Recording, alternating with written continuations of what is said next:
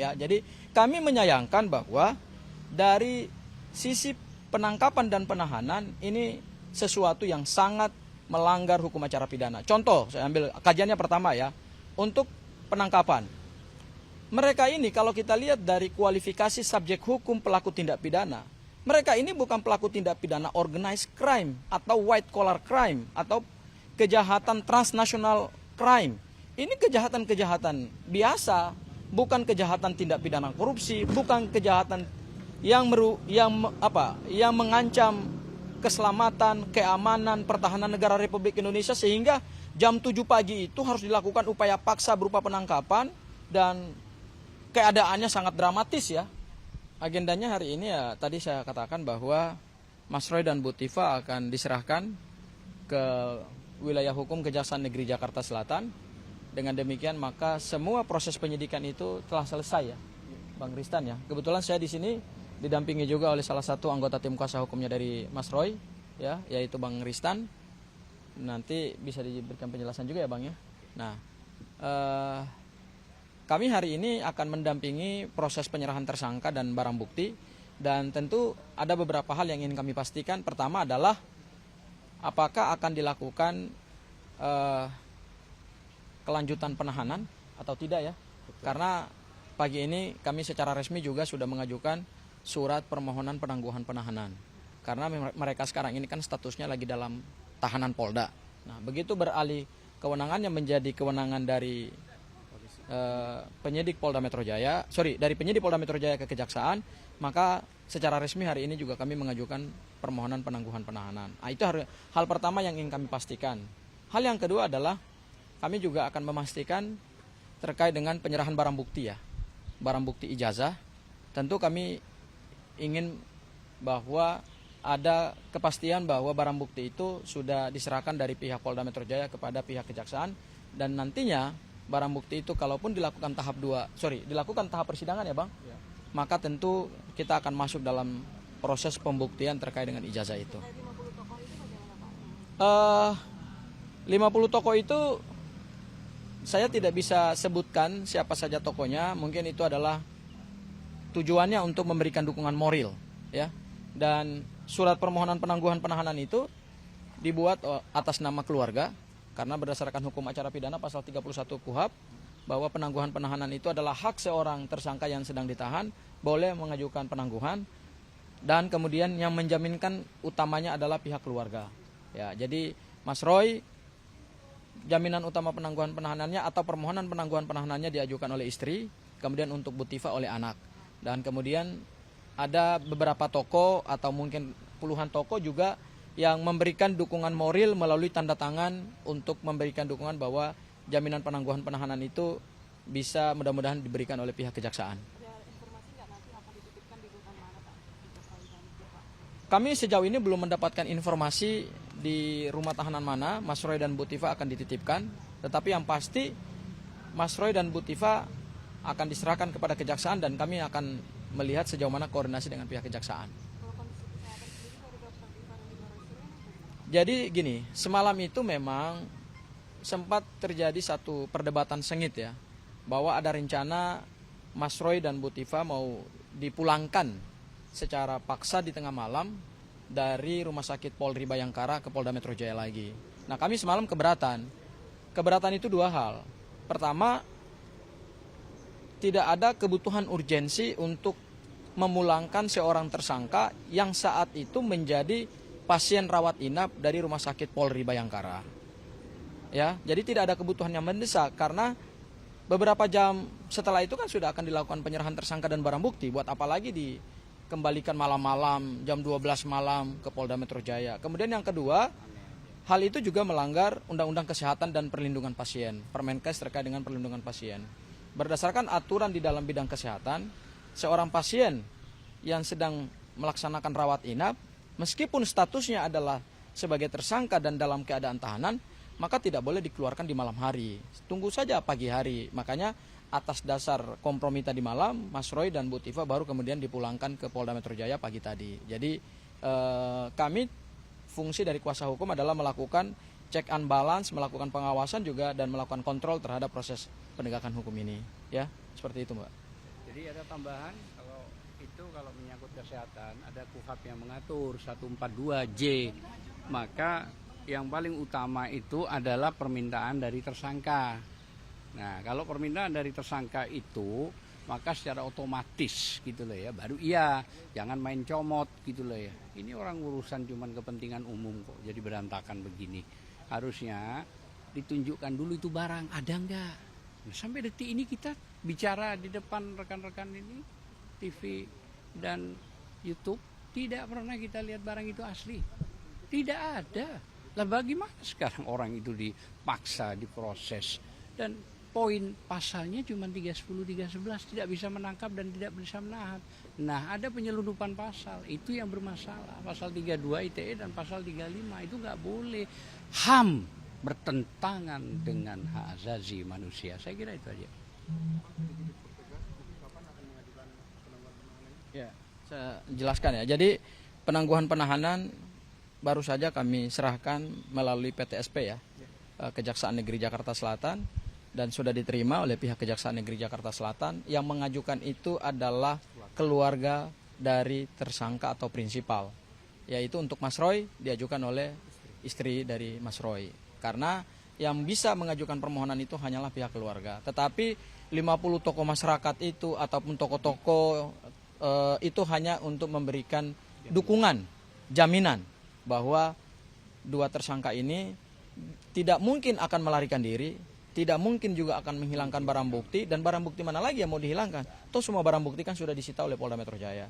Kemudian juga mengulangi tindak pidana. Mengulangi tindak pidana seperti apa yang selama ini mereka lakukan? Dalam konsep hukum pidana, mengulangi tindak pidana itu kecuali terhadap suatu perbuatan yang telah ditetapkan sebagai tersangka, seseorang itu melakukan perbuatan yang sama untuk merugikan kepentingan orang lain lagi. Misalnya, seseorang melakukan penipuan, kemudian setelah dia melakukan penipuan terhadap korban A, dia mengulangi lagi tindak pidana kepada korban B. Ini kan tidak pernah ada lagi tambahan korban. Atau yang bersangkutan setelah ditetapkan sebagai tersangka untuk satu perbuatan, kemudian mengulangi lagi untuk perbuatan tindak pidana lain. Misalnya setelah memukul, besoknya dia mencuri, lusanya dia memukul orang lain lagi, bukan dengan korban yang sama. Itu yang disebut dengan konsep pengulangan tindak pidana. Nah, ini kan narasi-narasi yang disampaikan oleh para tim hukum atau oleh relawan Pak Jokowi bahwa tekanan untuk melakukan penangkapan dan penahanan terhadap Mas Roy dan Bu Tifa itu kan karena katanya adalah mengulangi tindak pidana. Mengulangi tindak pidana yang mana? Bahwa kemudian Mas Roy menyampaikan argumentasi-argumentasi terkait dengan ijazah yang diduga palsu itu kan adalah memberikan edukasi berdasarkan hasil penelitian mereka. Jadi tidak ada lagi pengulangan tindak pidana di situ. Itu adalah memberikan edukasi kepada publik terkait dengan objek ijazah mantan Presiden Republik Indonesia Pak Joko Widodo. Ya, jadi kami menyayangkan bahwa dari sisi penangkapan dan penahanan ini sesuatu yang sangat melanggar hukum acara pidana. Contoh, saya ambil kajiannya pertama ya. Untuk penangkapan. Mereka ini kalau kita lihat dari kualifikasi subjek hukum pelaku tindak pidana, mereka ini bukan pelaku tindak pidana organized crime atau white collar crime atau kejahatan transnational crime.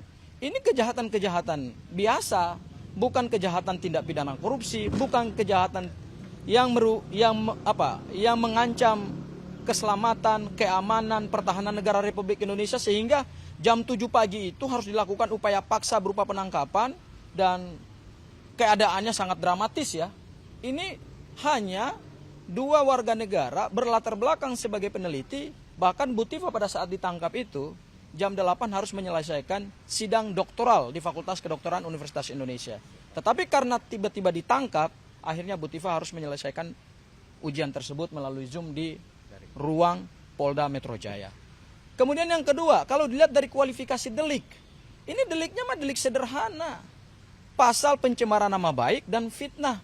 Pencemaran nama baik 310 yang sekarang berubah menjadi 433, fitnah yang 311 berubah menjadi 434, itu ancaman pidana pencemaran itu maksimal 9 bulan.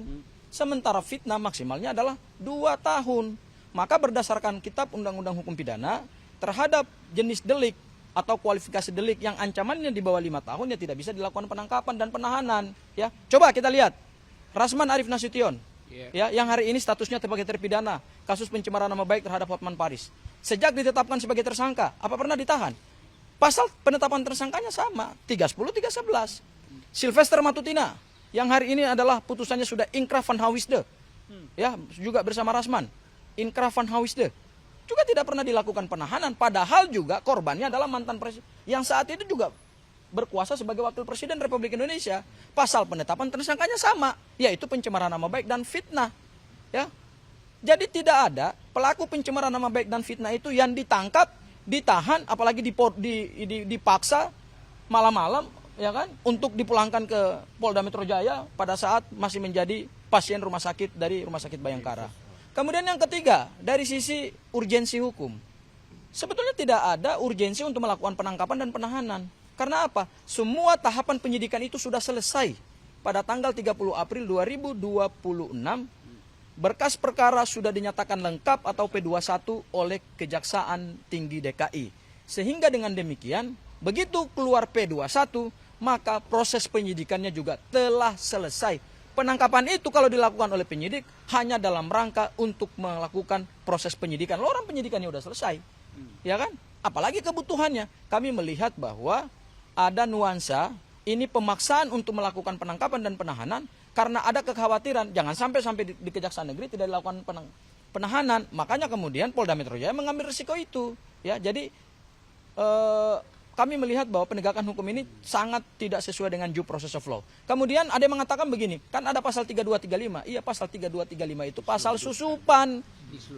Unsur deliknya tidak sesuai dengan konstruksi peristiwa pidana ini. Pasal itu disusupkan hanya untuk kepentingan begitu perkara dinyatakan P21 akan dilakukan penangkapan dan penahanan.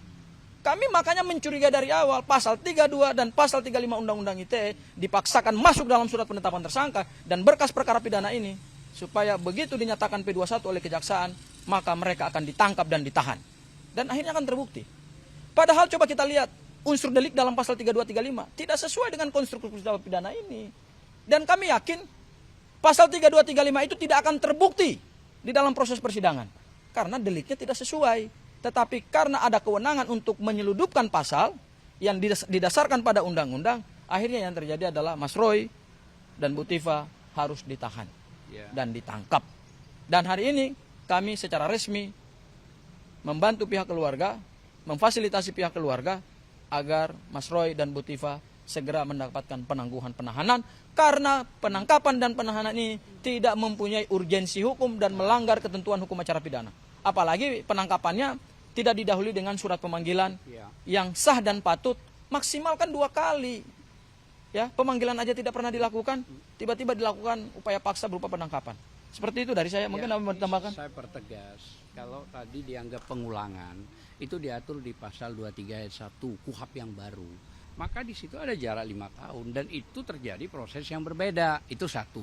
Makanya di sana ini ngawur, nggak ngerti gitu loh ya, bikin malu saja menyampaikan itu loh ya. Dan yang kedua, ada tambahan Firly itu terlibat kasus tersangka yang hubungannya Firly Bahuri ya, itu kan mantan ketua KPK. Sampai sekarang berkeliaran tuh, padahal kasusnya itu kasus nyata soal masalah apa? Suap, gratifikasi, itu korupsi, itu lebih parah gitu.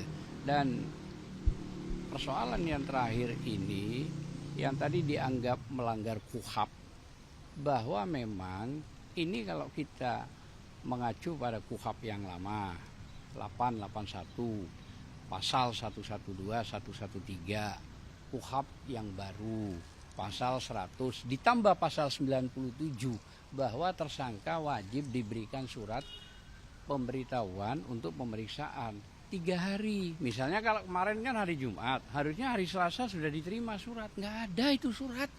Kok pembenaran semua sih? Maksud saya jangan dirusak ini sistem hukum.